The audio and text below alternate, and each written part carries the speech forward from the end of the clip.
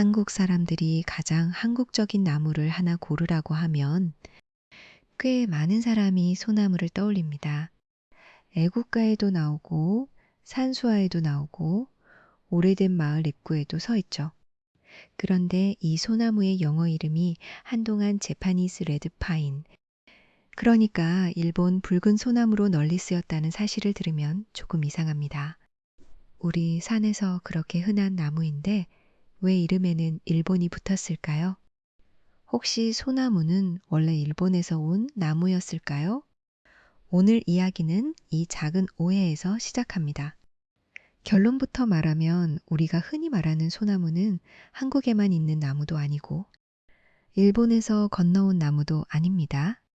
한국, 일본, 만주, 러시아 연해주에 걸쳐 자생하는 동아시아의 나무입니다. 다만 한반도에서는 너무 오래, 너무 깊게 인간의 삶과 얽히면서 그냥 나무가 아니라 역사 그 자체처럼 보이게 된 나무입니다. 먼저 범위부터 분명히 하겠습니다. 일상에서 소나무라고 하면 여러 소나무 종류를 넓게 부를 때도 있지만 오늘은 주로 학명 피누스 덴시플로라, 한국에서 적송이나 육송이라고도 부르는 그 소나무를 중심으로 보겠습니다. 여기서 한 번 더 구분이 필요합니다. 소나무 속 전체의 기원과 이 소나무 한 종의 원산지는 같은 말이 아닙니다. 소나무 속, 그러니까 피누스라는 큰 집안은 아주 오래된 북반구의 침엽수 계통입니다. 화석 연구를 보면 그 뿌리는 대략 1억 년을 훌쩍 넘어가는 시기까지 거슬러 올라갑니다. 공룡이 살던 세계의 긴 시간 속에서 소나무의 조상들이 이미 북반구 곳곳에서 진화하고 있었던 겁니다. 하지만 우리가 산에서 보는 피누스 덴시플로라의 자생 범위는 훨씬 구체적입니다. 국제식물 자료에서는 일본, 한국, 러시아 연해주 일대를 자생지로 봅니다. 한국 자료에서는 한반도를 주요 분포 중심으로 설명하기도 합니다.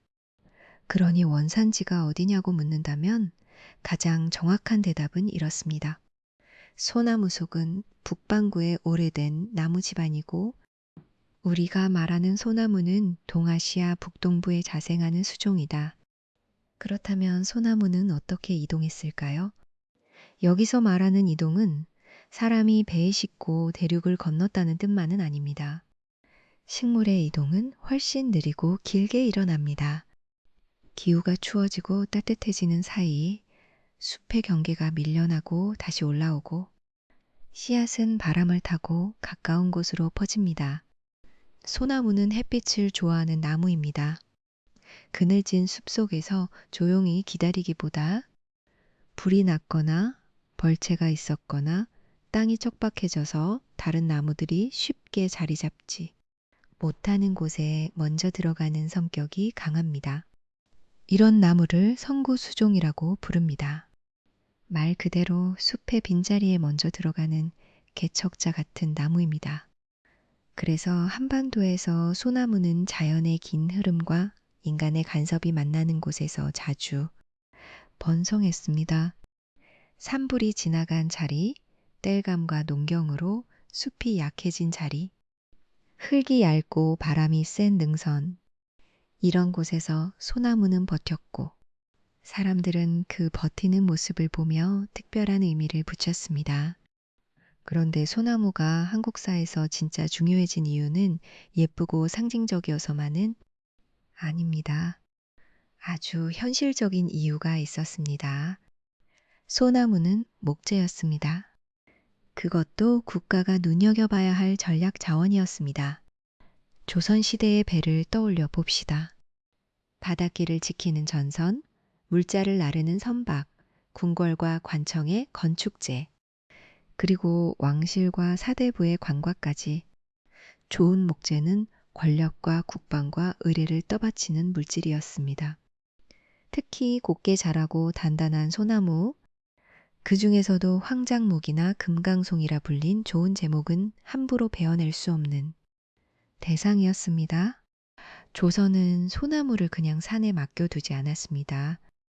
봉산, 금산, 황장봉산 같은 제도를 두어 특정 산의 나무를 보호했습니다. 만기 요람 같은 자료에는 봉산과 황장, 송전의 규모가 정리되어 있는데 숫자 자체보다 중요한 것은 조선이 소나무를 통치의 대상으로 보았다는 점입니다. 산은 풍경이기 전에 창고였고 소나무는 그 창고의 핵심 물자였습니다. 이 대목이 흥미로운 이유는 소나무가 자연사와 경제사를 동시에 보여주기 때문입니다. 우리가 산에서 한 그루의 소나무를 볼 때 그것은 그냥 오래된 나무처럼 보입니다. 하지만 조선시대 사람에게 어떤 소나무는 배가 될 나무였고 어떤 소나무는 궁궐의 기둥이 될 나무였고 어떤 소나무는 배면 벌을 받는 나무였습니다. 특히 해안가의 소나무 숲은 선박용 목재와 관련해 중요하게 관리되었습니다. 나무가 사라지면 배를 만들 수 없고 배를 만들 수 없으면 바다를 지킬 수 없습니다.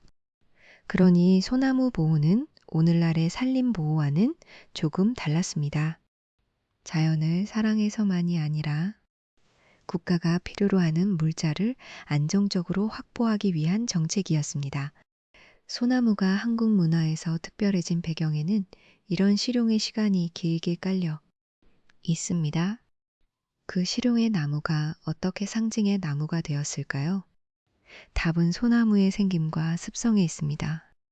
소나무는 겨울에도 푸릅니다. 바위 틈이나 메마른 산비탈에서도 버팁니다. 줄기는 붉고 가지는 휘어져도 쉽게 부러지지 않는 느낌을 줍니다. 이런 특징은 유교적 언어 속에서 절개, 지조, 장수로 번역되었습니다. 추운 계절에도 변하지 않는 푸름은 신화의 충절이 되고 오래 사는 나무의 모습은 인간이 바라는 장수의 상징이 되었습니다.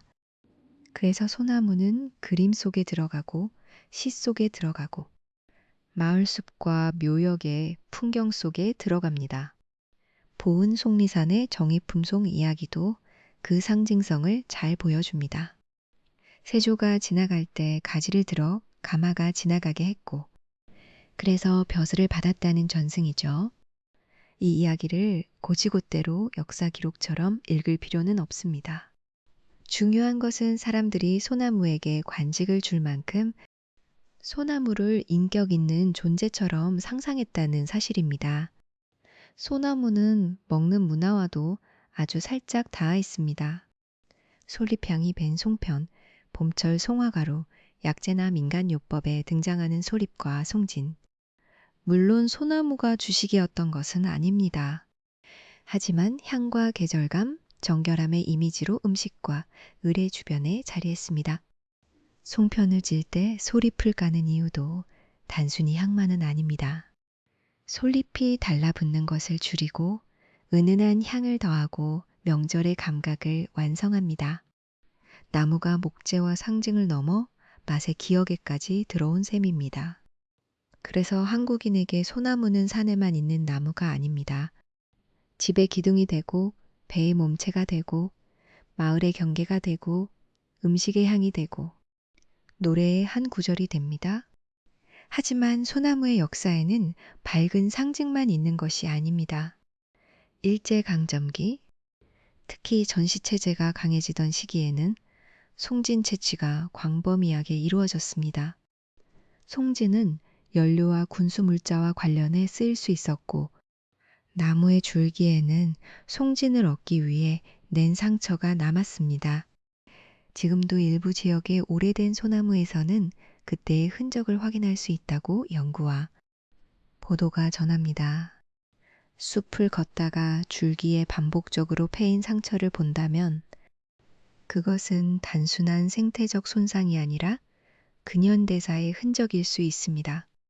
한 그루의 나무가 말없이 서 있는데 그 몸에는 누군가의 동원과 수탈, 전쟁의 시간이 새겨져 있는 겁니다.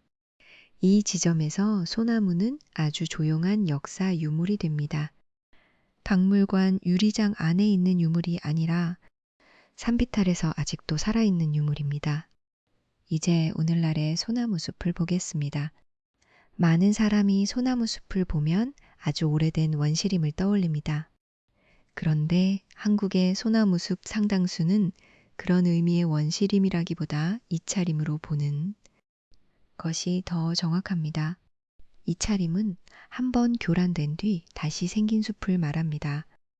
전쟁, 벌채, 땔감 채취, 산불, 농경지 이용 같은 과정을 거친 뒤에 소나무가 먼저 자리 잡은 숲이 많다는 뜻입니다. 특히 1970년대 이후 산림 복구 과정에서 한국의 산은 빠르게 푸르러졌고 소나무는 그 회복의 대표적인 얼굴 중 하나가 되었습니다. 하지만 숲은 멈춰 있지 않습니다. 소나무는 햇빛을 좋아하기 때문에 시간이 지나 그늘이 깊어지면 참나무류 같은 화렵수가 섞이고 어떤 곳에서는 점차 화렵수림으로 바뀌어 갑니다. 다음 문장입니다. 여기에 산불, 기후변화, 소나무재선 충병 같은 병해충 문제도 겹칩니다. 그러니 소나무 숲은 영원히 같은 모습으로 남아있는 배경화면이 아니라 지금도 계속 변하는 생태계입니다. 마지막으로 처음의 질문으로 돌아가 보겠습니다. 왜 한동안 자파니스 레드파인이라는 영어 이름이 널리 쓰였을까요? 이것은 식물의 실제 원산지보다 서구학계와 원예시장에 먼저 알려진 경로가 이름을 좌우한 사례로 볼 수 있습니다. 어떤 식물이 어디에 사느냐와 그 식물이 외부 세계에 어떤 통로로 소개되었느냐는 다를 수 있습니다. 일본을 통해 먼저 알려지면 이름에 일본이 붙고 중국을 통해 알려지면 이름에 중국이 붙는 식입니다. 그래서 최근에는 한국 자생식물의 영어 이름을 정비하려는 움직임 속에서 코레안 레드파인이라는 이름도 제시되고 있습니다. 물론 이름 하나가 나무의 생물학적 본질을 바꾸지는 않습니다. 하지만 이름은 우리가 무엇을 중심으로 세계를 기억하는지 보여줍니다. 소나무의 경우 그 이름 논쟁은 한반도와 동아시아, 그리고 서구 지식의 경로가 겹쳐 만들어낸 작은 역사입니다. 소나무를 한국의 나무라고 부르는 것은 틀린 말이 아닙니다. 다만 그 말은 원산지가 한국 하나라는 뜻이 아니라 한국의 역사와 문화가 이 나무를 유난히 깊게 품어왔다는 뜻에 가깝습니다. 소나무는 동아시아의 자연이 낳았고 한반도의 사람들은 그 나무로 배를 만들고 집을 세우고 향을 맡고 절개를 상상하고 전쟁의 상처까지 남겼습니다. 그래서 소나무를 제대로 본다는 것은 나무 한 그루를 보며 지리와 경제와 문화와 기억을 함께 읽는 일입니다.